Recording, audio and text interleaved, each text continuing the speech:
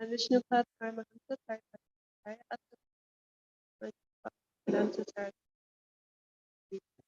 Anant Koti Vaishnava Vrinda Ki Jai. Grantaraj Srimad Bhagavatam Ki Jai. Nitai Gaura Premanand.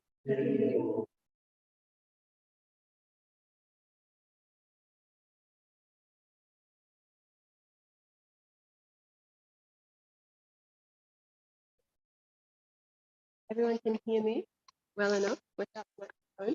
I'll try to project my voice.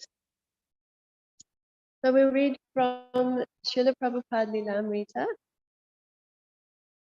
We're continuing on the chapter entitled This Momentous Hour of Need. It was an important maxim of Bhaktisiddhanta Saraswati's that a preacher should go to the cities and not remain in the seclusion of a holy place. So in that spirit, Bhaktivedanta Swami continued commuting to Delhi, even though to him it was a hell, and even though he had no fixed residence there. Often he was taken in by businessmen who felt obliged on the basis of Indian culture. A good man, if he wanted to be favored by God, should accommodate the sadhus and give them meals and a place to stay. But the vision of such pious men was the sentimental Hinduism, and their receptions were artificial. They could not really appreciate Bhaktivedanta Swami's work. And Bhaktivedanta Swami was not of a mind to impose himself upon such hosts. Then he spoke with Mr. Hitsaran Sharma, manager of the Radha Press. In the past, Mr. Sharma had printed flyers and stationery for the League of Devotees, and Bhaktivedanta Swami had stayed in Mr. Sharma's house on occasion. Mr. Sharma introduced Bhaktivedanta Swami to Pandit Sri Krishna Sharma, a caste Brahmana and active religionist, secretary to the century-old Delhi Religious Society, Sri Naval Prem Sabha. Out of sympathy for Bhaktivedanta Swami's literary labours, Krishna Pandit gave him a room in his Radhakrishna temple in the Chippiwada neighbourhood of Old Delhi. Now Bhaktivedanta Swami would have a permanent office in Delhi. The train from Mathura would arrive at the Old Delhi station near Chandni Chowk, the broad avenue down which poured a river of workday traffic, rickshaws, bicycle riders, sometimes a dozen abreast, autos in lesser numbers, men running on foot pulling heavy carts, and beasts of burden, donkeys, oxen, an occasional camel or elephant, carrying heavy loads and being driven by men with whips and hands. From the intensely busy Chandni Chowk, Bhaktivedanta Swami would take a short walk to Chippiwada, past the Red Fort, keeping the Gauri Shankara temple on his left, and proceeding along a side street, past the large imposing Jama Mosque. Near Chippiwada, the streets would become narrow. Chippiwada had been a Muslim neighbourhood until the India-Pakistan partition of 1947, when thousands of Punjabi Hindus had settled there. Chippiwada was part of a mixed Hindu-Muslim neighbourhood, so crowded with people that cars were not allowed to enter the streets. Only ox carts and rickshaws could penetrate the narrow, crowded lanes, and in some areas the lanes were planted with iron posts to keep the rickshaws out. Even a bicycle rider would create havoc among the densely packed crowds of shoppers and workers who moved along the streets and lanes. Side streets led to other side streets, lanes so narrow that second-floor balconies on opposite sides of the street were only inches apart. I can imagine this in a country like New Zealand. Practically forming a roof over the street, so that a pedestrian could glimpse only the narrowest patch of the sky. Private yards, shops and alleys became almost indistinguishable from the public thoroughfares. Although most shops bore signs in Hindi with subheadings in English, some bore the curvy scripts of Arabic, and women dressed in black with veiled faces were a common sight. In the heart of this intense city life was the narrow entrance of Krishna Pandit's Radhakrishna temple, with a plaque of the demigod Ganesh and a row of nesting pigeons just above its simple arched door. Srila Prabhupada, please. It's very interesting to read about Srila Prabhupada's early days and what it was like, what he faced, even just the descriptions of how close everything is, how small.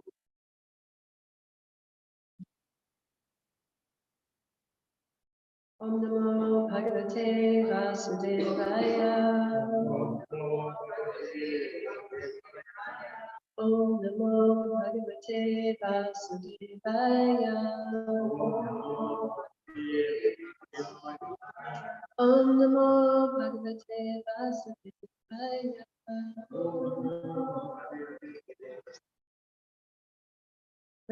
continuing leading toward the intuition of higher time.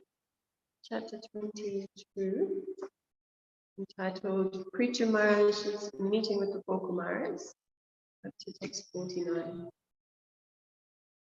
Vainyas Taduryo Mahatam Samstitya Dhyatma Shikshaya Atakaman Ivatmanam Nena Atmanyavastita Vainyas Taduryo Mahatam Samstitya Dhyatma Shikshaya Atakaman Ivatmanam Nena Atmanyavastita Vainyas Taduryo Mahatam Samstitya Dhyatma Shikshaya Atakaman Ivatmanam Nena Atmanyavastita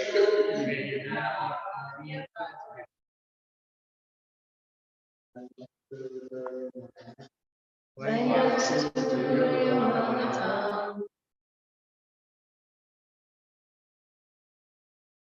Samstitya Dhyatma Shikshaya Atakaman Ivatmanam Nena Atmanyavastita Vainyas Taduryo Mahatam Samstitya Dhyatma Shikshaya Atakaman Ivatmanam Nena Atmanyavastita Vainyas Taduryo Mahatam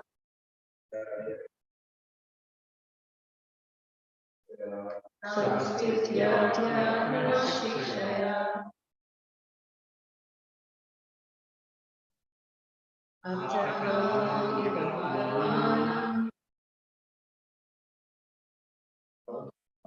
Nena Atmanyavastita Vainyas Taduryo Mahatam Samstitya Dhyatma Shikshaya Atakaman Ivatmanam Nena Atmanyavastita Vainyas Taduryo Mahatam Samstitya Dhyatma Shikshaya Atakaman Ivatmanam Nena Atmanyavastita. Word for word. Vainya, the son of Veda Maharaj. Kritu. Two, of course. Durya, the chief. Mahatam, of great personalities. Samstitya, being completely fixed. Adhyatma Shikshaya, in the matter of self-realization. After achieved, karma, desires, eva, life, atmanam, in self-satisfaction, nene, considered, atmanam, in the self, avastita, situated. Translation of Prabhupada. Translation.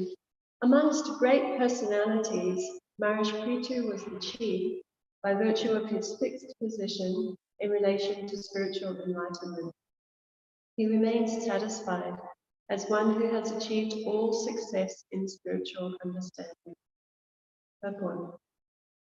Remaining fixed in devotional service gives one the utmost in self-satisfaction.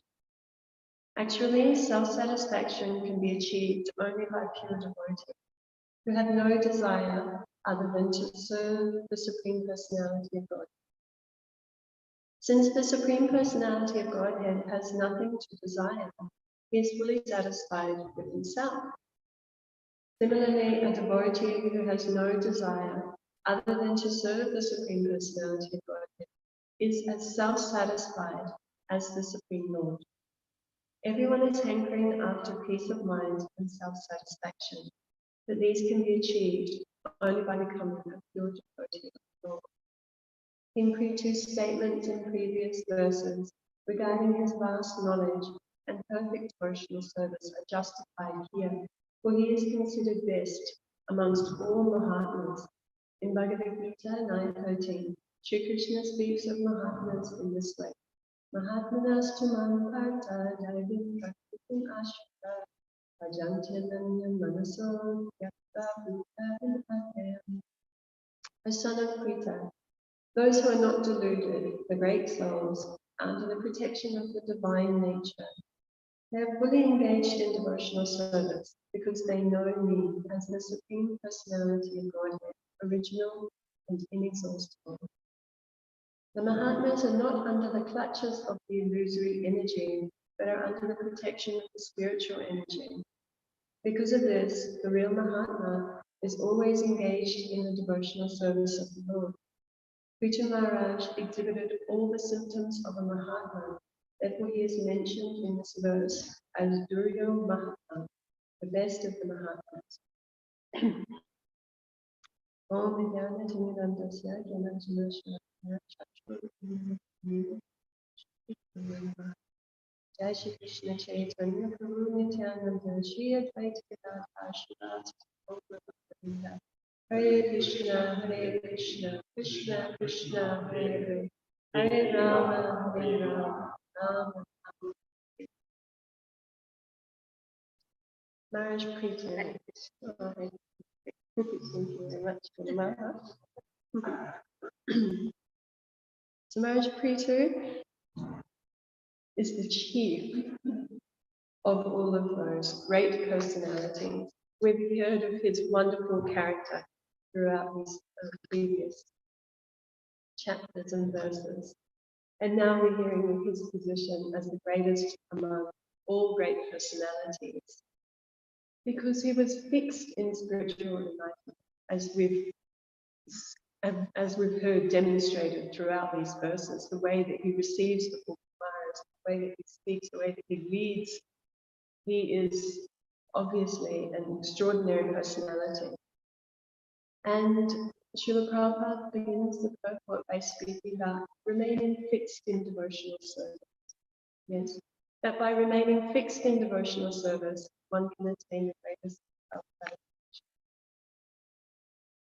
And this is something that we hold on our heads as the goal of our life, isn't it? That we want to become fixed in devotional service. We want to become so steady, unshakable. We want to become like this, as Prabhupada's describing, having no desire other than to serve the Supreme Personality of God. And we have these wonderful examples in the Shastra. We have a wonderful example in Srila Prabhupada. We have wonderful examples in devotees that we're surrounded by to give us the inspiration to continue striving towards that goal. I read something very nice by Chaitanya Charan just recently, when he was explaining that in the beginning of devotional service and until we reach this stage of steadiness, then other desires may be present. And Krishna speaks like this in Bhagavad Gita. And he said the thing that we should focus on is what we are desiring to desire. Yes, we want to look at the goal. We want to look at what are we really wanting to desire. Not focus on the comings and goings and little desires that may still be present there while we're on this path of purification.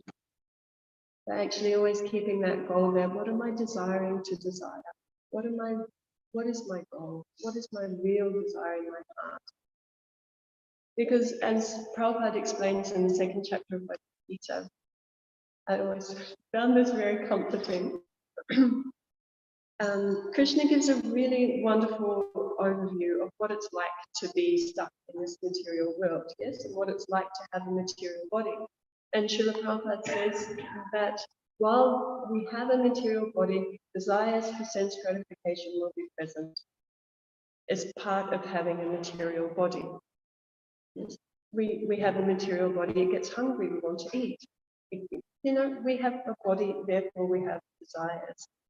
However, as Krishna explains there at the end of the second chapter, we can remain steady like the ocean. This is such a wonderful analogy, yes, that when the ocean always remains steady, even though it's being filled by all the rivers. So similarly, a Krishna conscious person can remain steady even amongst desires that are coming into the body and mind as a result simply of having a material body and mind. This is also a practice in detachment, as Krishna explains to Arjuna. Yes, how are we going to overcome, as Arjuna presents, how will I ever overcome the up and downs of the mind? And Krishna says it's possible by suitable practice and by detachment. So detachment comes from knowledge. We need to understand what it is to be embodied. What does it mean to have this material body and mind? What is my situation? And then we can learn how to not identify with that and not identify with those desires that may come simply as a result of having a material body. Okay, so I'm experiencing some desire here. That's because I have a body. I can detach myself from that and I don't have to act on it. This is the difference between a Krishna conscious person, one who's striving to become Krishna conscious, and one who is stuck in the cycle of material sense gratification. One acts on desire and one in knowledge chooses not to act. That's the only difference. It's not that we don't have them, at least not in the beginning stages, not in the stage where we're still becoming purified. Then desires will naturally be present. We just don't have to act on them. We don't have to react.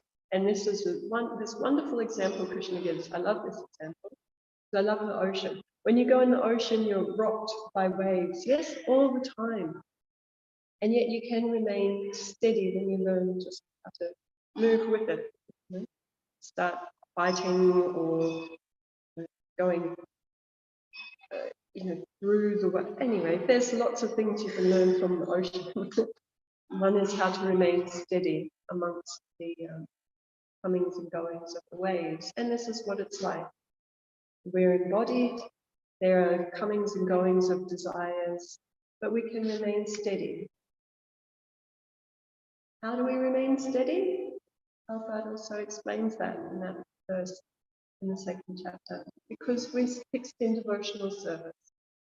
By being fixed in devotional service, you can remain steady amongst the comings and goings of desires that may still remain due to us having a body. And with detachment based on knowledge and realization that comes through the practice of Krishna consciousness, we can see how gradually desires change. Yes. Now desires are different to what they were 20 years ago. and that's encouraging. That's encouraging. And this steadiness in devotional service is something that we practice. Even we practice in our baby steps. Just when the desires come, okay, I can step back from that. I don't have to act. I don't have to be pushed around. I can remain steady. And then with practice and practice and practice, it lessens. And with absorption in devotional service, we come to realize that's where the real satisfaction is. And that's what Prabhupada's explaining today. And that satisfaction is there in devotional service. I really like this. How Prabhupada says that that the pure devotee has no desire other than to serve Krishna, because Krishna is fully satisfied with himself. Yes, so when we get in contact with this personality who's just supremely satisfied, we also get to feel like that we also become fully satisfied in that relationship with Krishna, not desiring other things.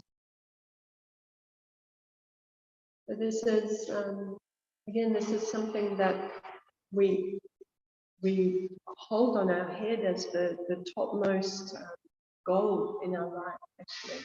How to become steady in devotional service, how to become fully self-satisfied in connection with Krishna.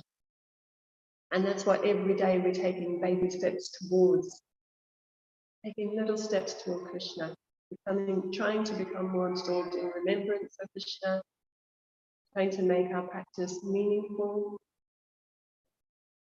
I've been meditating on this a lot lately, how to become, a bit more meaningful, having that, trying to cultivate that proper mood and purpose in devotional service in sadhana.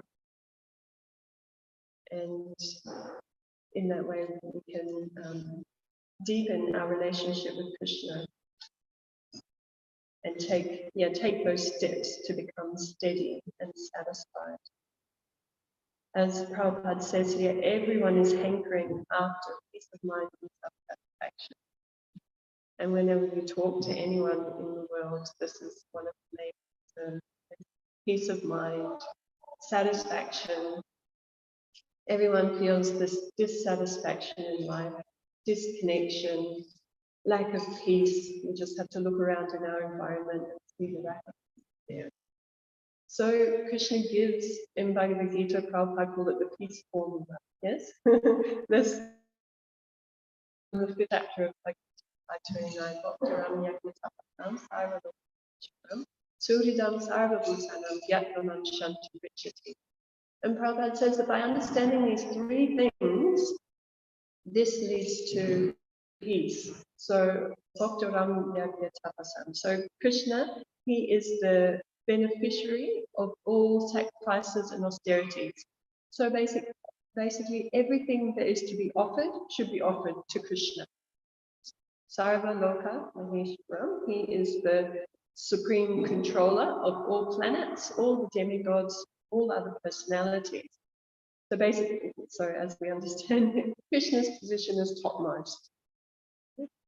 And so what does that leave us? It leaves us in a servant position, yes? Krishna is the supreme, not us. Krishna is in the center, not us, and we are meant to serve Krishna. And Suridam, yes, Krishna is our best friend. Krishna is the friend and well-wisher of all living entities. So when we understand these three things, that all things are meant to be offered to Krishna, that Krishna is always in the supreme position, and that he's our best well-wishing friend, then Krishna says we find peace from the pangs of material misery. This puts us in a peaceful situation because we're in our proper identity. We are who we are when we cultivate that understanding of Krishna. We are the servant. And I remember when I first was taking up Krishna consciousness, and it was very, very unusual for my family background. No one had ever heard of anything like this. And I was trying to explain this conception of becoming a servant to my family, and my sister was like, "Oh, you're just a slave," and it was, for me it was very hard to explain. But I remember saying to her, "No, but you know how a mother serves a child. Yes, there's love, and that this service is cultivated with love. Becoming a servant is not becoming a slave. And this is very important in that verse. We have that understanding of Krishna as Surit, that Krishna is our best well-wishing friend. And this is something that we should meditate on and cultivate in our life. That not only is Krishna the greatest, which is also very important to understand. Prabhupada says in Bhagavad Gita that when we understand Krishna's greatness, then we will naturally want to serve him. So without that understanding of Krishna's greatness, that desire to serve is not so developed. So we need to understand Krishna's supreme position, and yet we also need to understand at the same time, Krishna is our friend, Krishna is our well-wisher. He's not just someone who's serve me because I am the greatest. Krishna wants our love. So these things combined make for this wonderful relationship that we can develop with Krishna, that we're trying to develop with Krishna. And that will bring self-satisfaction, that will bring peace. And to become absorbed in devotional service is a way that we can begin to understand this. Because we can read so much philosophy, but without the practical application of devotional service, there's very little that we'll be able to understand at a deep level and realize. So this is why Srila Prabhupada gave us this very, very well-rounded practice of devotional service. Daily, every day, meditating on Krishna, trying to perform our service in the right mood of developing love for Krishna. Not just that I have to do this at this time, but actually trying to develop that mood of devotional service. And we have a wonderful opportunity now. Every day we have a wonderful opportunity. But now, especially, we're coming into festival season. There is so much devotional service to do. Right? And sometimes it can appear like, oh, there's so much service to do. Everyone's just so busy. But we don't want to simply be busy. We want to be absorbed. So we have so many opportunities for devotional service, and we should, again, this is something we should take on our head. This is so rare. And again, sometimes that might be easy to overlook. You might think, oh, there's so much service to do.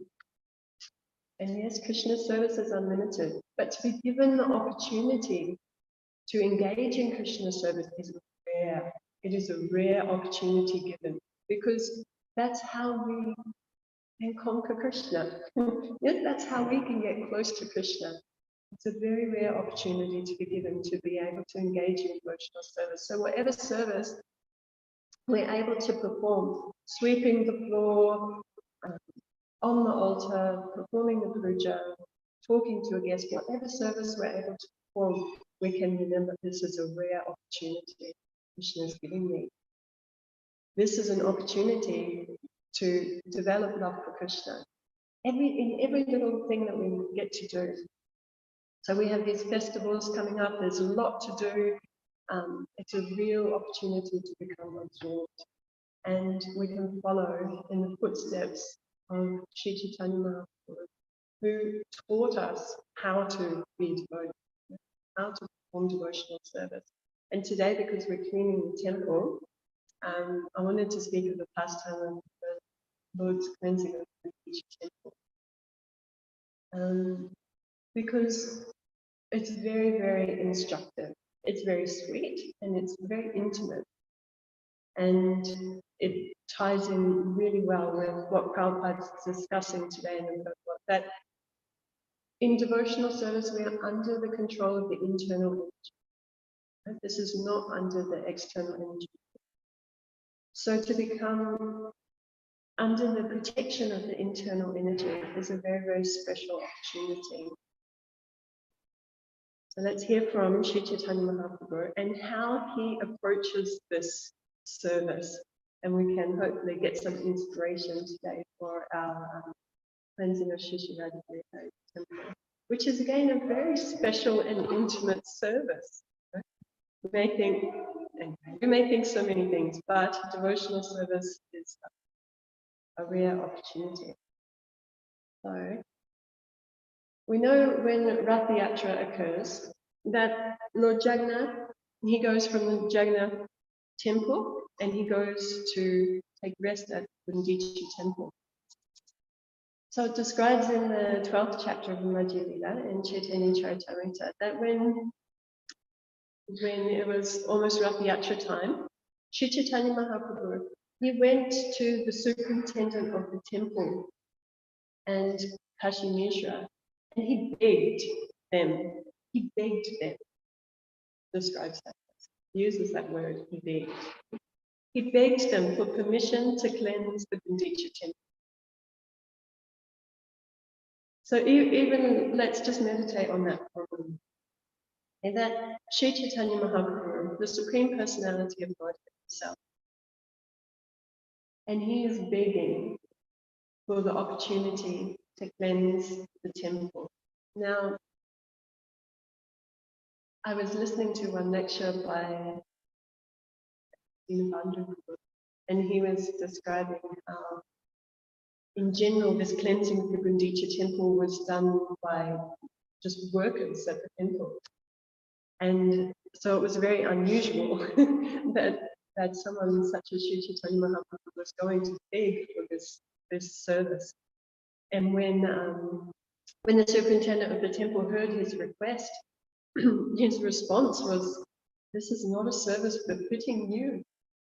This is not a befitting service for you. But since you are asking, I can tell it must be some leela, it must be some pastime. So yes, we will do whatever you ask." He had been instructed, superintendent of the temple had been instructed to do whatever Sri Chaitanya Mahaprabhu requests. So he was given permission to cleanse the temple, and the superintendent of the temple brought 100 brooms and 100 water pots.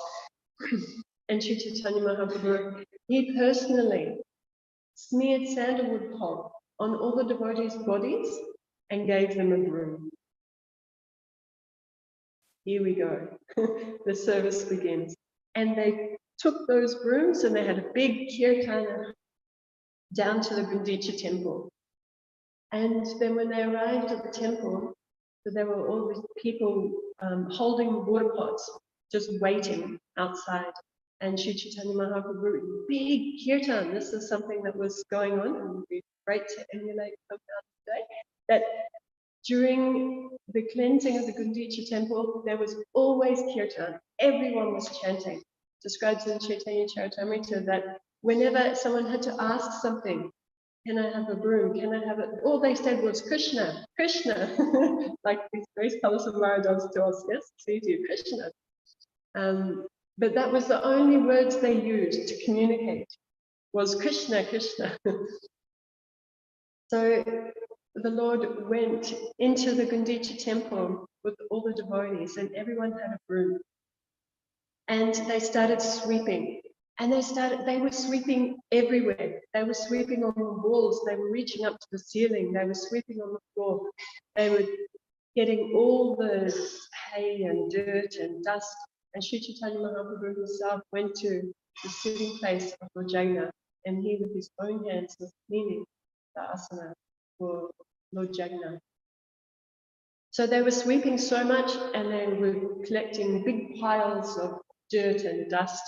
And Sri Chaitanya Mahaprabhu was collecting his pile in his outer cloth and throwing it outside the temple. So all the devotees started to copy. So they were collecting all their piles in their cloth and taking it outside and throwing it outside the temple. And it's described that Sri Chaitanya Mahaprabhu's pile was bigger than everyone else's piles combined together. He was cleaning with such enthusiasm. So they cleaned very nicely the first time, and then Lord Chaitanya had everyone go back in again, clean the second time.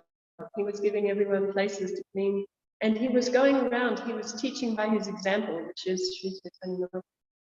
And he was cleaning with such enthusiasm. And he would go and he would see how everyone was going. Oh, your pile is doing, it's very big. I can see you're cleaning very well. You can teach others. And if someone's pile was not very big, he would gently chastise and encourage them. So in this way, they cleaned the temple for a second time, and they got out all this finer dust and sand, and they collected it in their cloths, and they took it out of the temple, threw it.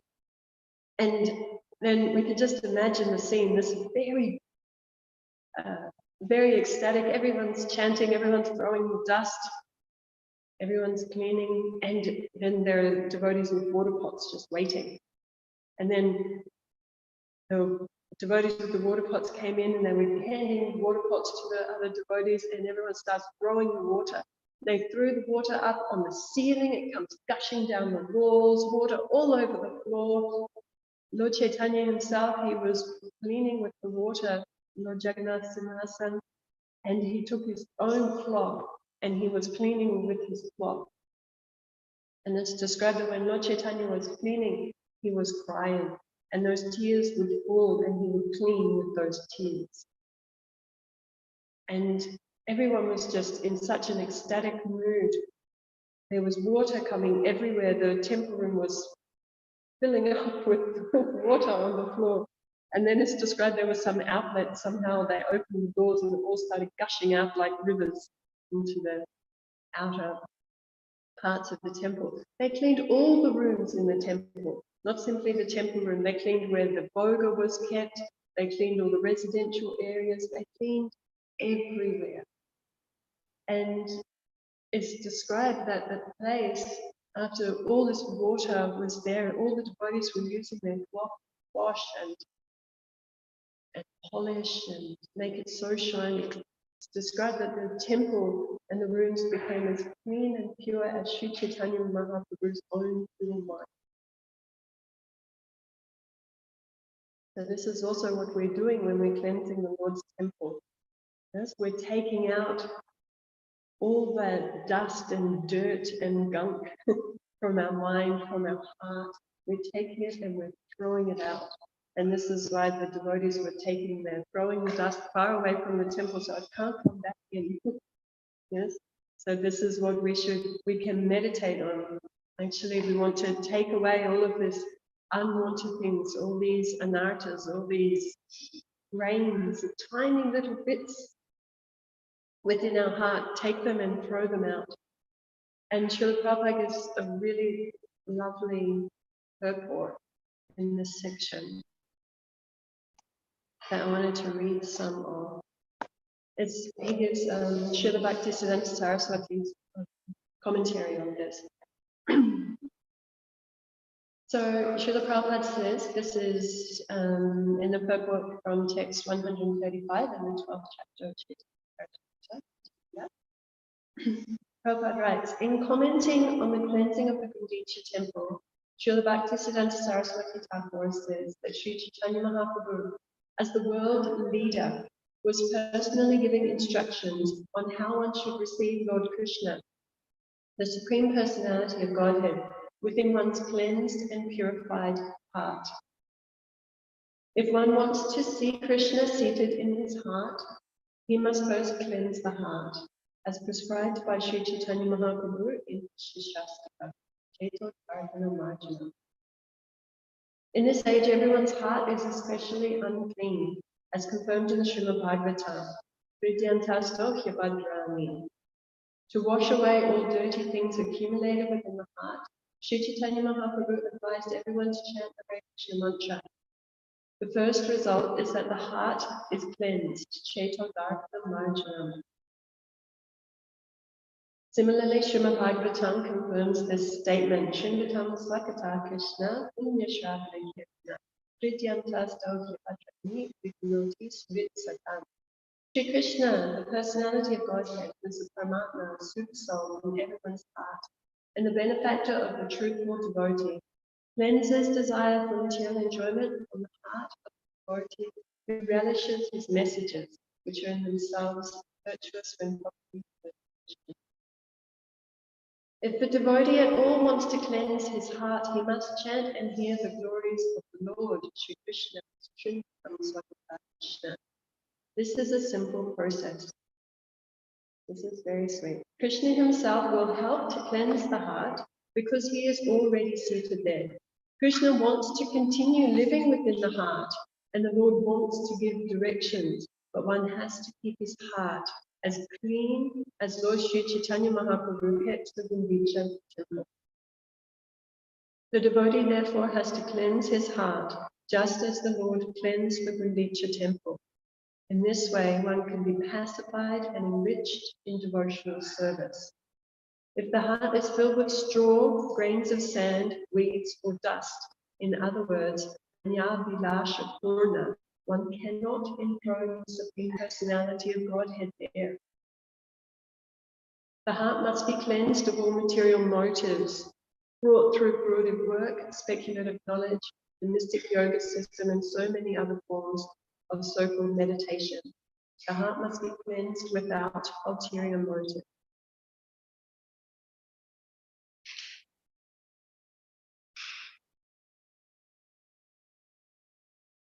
Prabhupada says we cannot perceive the Lord's presence in our hearts unless our hearts are cleansed. So, as everything with Lord Chaitanya's pastimes, this is a very deep pastime, cleansing the people. And the Lord engaged in this cleansing with such enthusiasm, always chanting in kirtan, always blissful, trying to cleanse as deeply as possible. And after the cleansing work was done, the devotees had ecstatic kirtan. And then Sri Chaitanya Mahaprabhu had everyone sit down for prasadam. And it describes how Lord Chaitanya himself, he requested the most simple prasadam. You just give me this one very simple dish, like a mixed vegetable sabji that they give to poor people for scribes. And Lord Chaitanya, he knew everybody's favorite prasadam. He knew everybody's favorite dishes.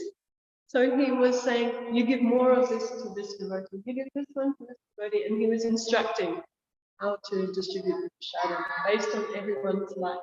Isn't that special? So personal and loving. And everybody had prasadam, and of course, Lord Chaitanya's intimate devotees, they employed many tricks to give him the most opulent prasadam also. And then we have a wonderful conversation that occurred between Advaita Acharya and Nityananda, who have their way of dealing with each other. But this pastime of cleansing the temple that we can all take part in, we want to cleanse our heart. Yes, we want to get out these dirty things that hinder us in progress in our devotional life. And we have that opportunity today. So in every devotional service that we get to engage in, we can meditate on what is the purpose? Yes, what is really going on here? Because there are so many different levels. Now we don't want to look at devotional service in an external way. Oh yes, Prabhu asked me to be here at 9:30, so I better go. You know? But actually, like what are we doing? What are we doing here? We're having the opportunity to serve Shri Shri Radha Giridhari, having the opportunity to associate with devotees, to chant. We're actually purifying our heart. Whatever we can clean today, we can meditate. This I want to throw out of my heart. Never let it back in. So our process of devotional service is a very deep one. We just need to constantly make that effort to serve Krishna in the correct mentality. And that takes hearing and chanting, as Prabhupada again and again stresses. This is how we stay in Krishna consciousness. We develop Krishna. And we begin to understand what it is when we absorb ourselves in devotional service, which begins with hearing and chanting. Then that right mood of executing service will arise within us. But it takes effort because we're in this material world, everything tends to degrade. You know, we tend to slacken. So it takes our effort. But in the association of devotees, we can make that. When we look around and we see the examples of devotees, we can meditate on the example of Srila Prabhupada. That's why it's so nice to read the Vigamrita. So nice to read before we do Bhagavad class. Even this short thing, and we can really meditate on what he went through, how much determination. And he's given us the assurance. Actually, in many classes I've been listening to lately, this pastime of Prabhupada when he was in Melbourne comes up again and again. I don't know, I guess Krishna wants me to hear this. That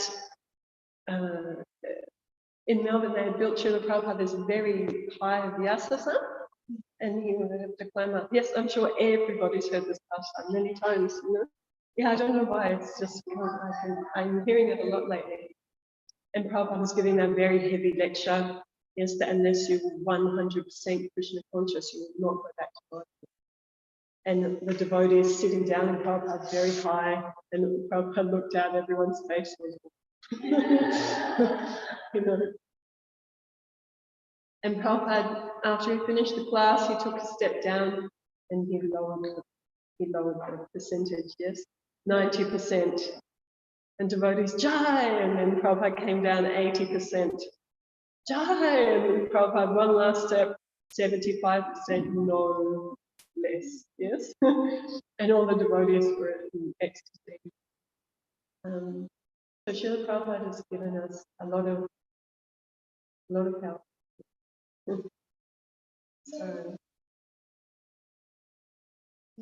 So let's take advantage of this wonderful opportunity we have today and all the days to perform devotional service. It's such a rare opportunity.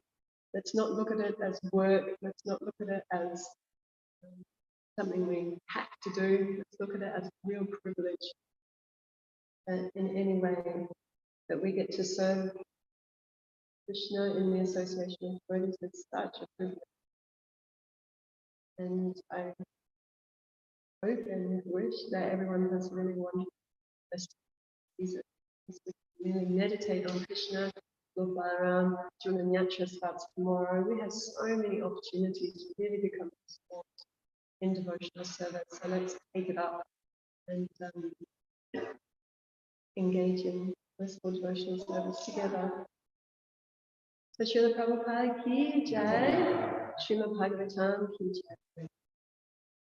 Would anyone like to share some reflections or comments?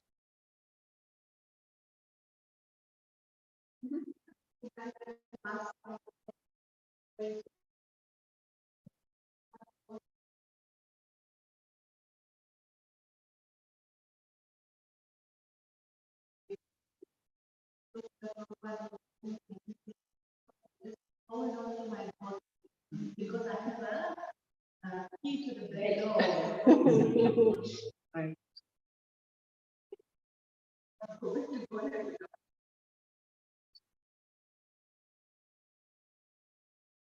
on to my toes. Yes. Yeah, we simply have to hold on to it. There's that beautiful song that says, you know, I'm simply running after you, crying Krishna, Krishna. Yes? Great Vaishnava. We can simply run after our Guru. Yeah, that's true. That's our mood. That's true.